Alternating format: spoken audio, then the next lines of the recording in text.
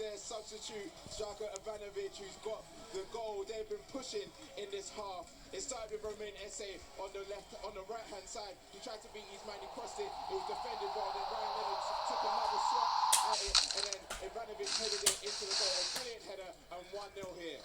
It's only the second Millwall goal. What a time to score. It is full time at the Cardiff City Stadium, and Sheffield United will be top of the pile in the Championship for Christmas. They have beaten Cardiff City by 2 goals to nil. Chris Wilder's side now unbeaten in the last 11 as Arbroath, the leaders in Scottish League One, beat Annan Athletic away by 4 goals to nil. A 4th goal for Leyton Orient away at Barnsley in League One. Sonny Perkins with a goal on 93 minutes. Back to Ibrox we go. Are Rangers holding on, Boydie?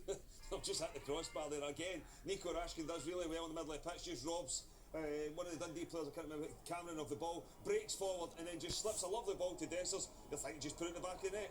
He's leaning back and crashes it straight off the bar and it bounces away. 1-0 still. So, Sheffield United are one of the Championship. Leeds United have made it 9 wins in a row at home. They have beaten Oxford United by 4 goals to nil. Gary Rowett watching on before he takes over for the game against Cardiff City at home on Boxing Day. But Leeds United, second place, heading into today. They retain that second place. But meanwhile, we go back, and it's a consolation goal, or is it another Newcastle goal at Portman Road? Here's Tim. Yeah, it's 4. It's Dan Burn. Big Dan Burn scored. And 5? 4? 5? What are we going for? 5. No, I lost count. I mean, It's fine. school. 5's quite a lot. 3 from Isak, 1 from Jacob Murphy. Yeah, he scored. He's Dan Burn scored. I'm not sure it's his. Yeah, I can't believe this is onside. The defending was so poor that it looks like it's going to be given. It was like a pinball in the area. VAR are going to look at it now. I'm not sure what they're looking for, Mike. Go myself. I'm looking now. Mike, what do you see? Yeah, it was a touch from Longstaff into Dan Burn's path, and he turns it. He's only 6 yards out. He just turns it into the net. I'm not sure if this is ruled out or not. But let me see it now. I'm seeing the replay. First ball looks onside. Barnes goes through on goal. He looks to square it. Defender then makes a clearance, and he's towing it. It's got to be offside. Is it? If the defender's playing it, he won't be. They're unsure. That's why they go like focusing with the defender or the attacker. It's the attacker. He's definitely offside. He's come back onto the pitch from the side of the goal, trying to work out if it's been played by the attacker or the defender. So what should the right decision be here, Mike? It's offside. I think it's offside. I think the attacker's played the ball. Yeah, the attacker's played the ball and Dan Burns run back onto the pitch, so he has to be offside, in my opinion. Yeah, a lot of boos coming, so I would suggest they've ruled it. Whatever happens, let's just say it's not going to decide the match. And Notts County beat Bradford by 3 goals to nil. It's finished between an amazing game. That's finished elsewhere. Newport County in League 2 beating MK Dons by 6 goals to 3. We're going to full time, and finally, the unbeaten home record, the best side in the Premier League at home this season. It has gone. And it is Nottingham Forest who ended at the G-Tech Stadium this afternoon. They have beaten the Bees by 2 goals to nil. And this extraordinary season for Nottingham Forest shows no signs of slowing. Aina with the opening goal and his 3rd Nottingham Forest goal. And then Anthony Alanga made it 2 in 2 in his first goal since February.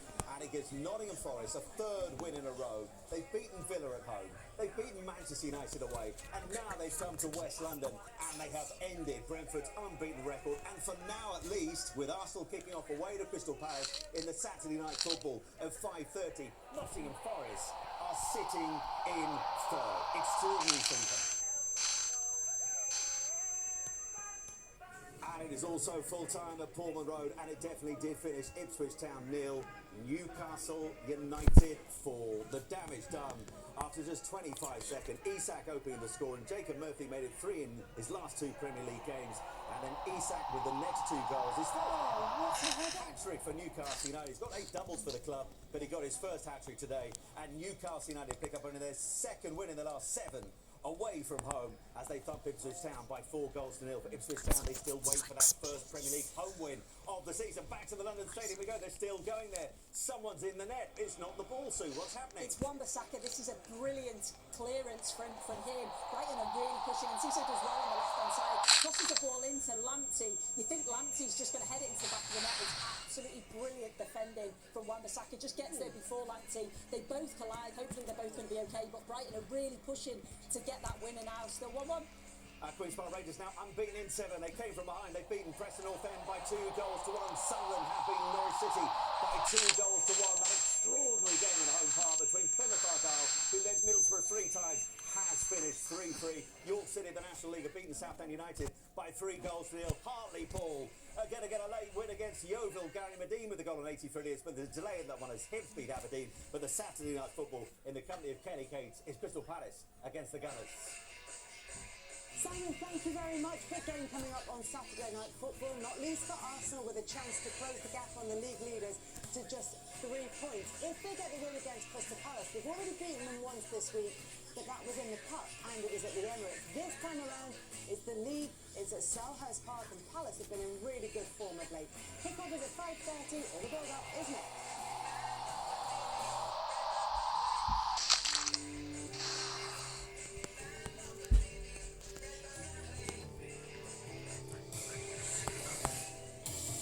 Put your best face forward.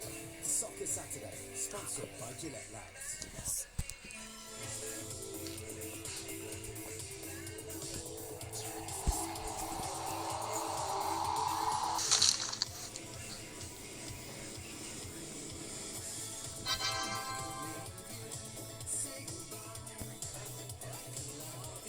When your family's caning to broadband, Wi-Fi 7 on EE makes every device work better, even yours. Upgrade to Wi-Fi 7 and we'll sort the switch for you. Diogo Dalot.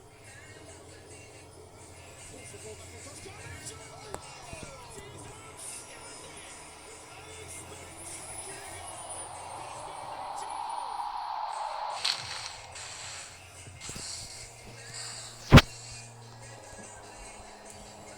It is showtime. Let the entertainment begin.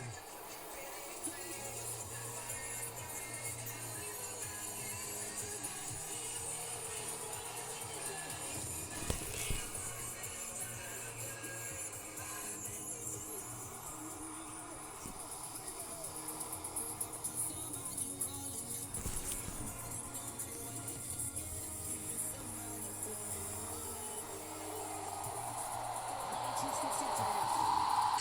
Champions of the land.